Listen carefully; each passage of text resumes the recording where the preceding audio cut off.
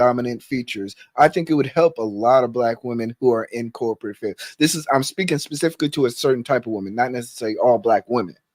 Well, let me share this with you. So a lot of people in high power positions, they present alpha, but they're submissive at home.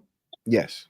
They present alpha, but they're only submissive with their partner at home, and no one would ever even think about it.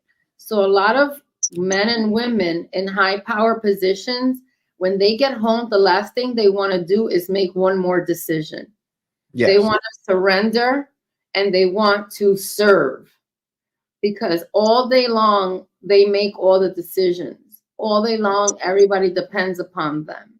So sometimes in those dynamics, that person just wants to come home and surrender to their dom or domina, because it gets draining.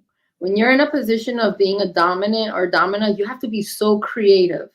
You have to think about so many things, because that sub is just right there waiting for the next command, waiting for that next direction, waiting for that next act that they can do to please their master or their mistress. So I think that many women who are in those positions of power sometimes have a hard time at work, have a hard time admitting that they want to let go. And so at home, they also are dominant, but then they'll have a side piece who is their submissive.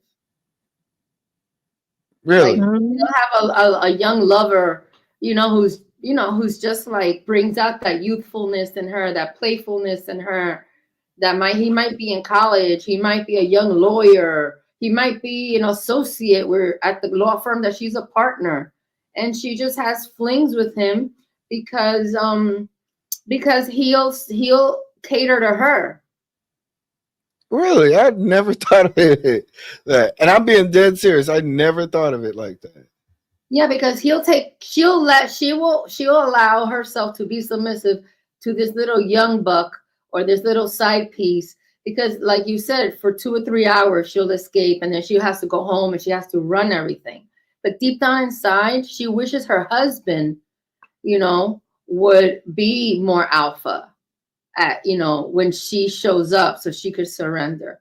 But if they were married young and they didn't grow sexually together in their relationship, people just play the role and play the part. Sometimes they don't have the courage to say what it is that they want and what it is that they need, and then they invite external forces into their relationship as a way in the initial stage. You think, this is not going to be detrimental to my relationship, but in the long term it is, because you're hiding aspects of who you are when you shouldn't.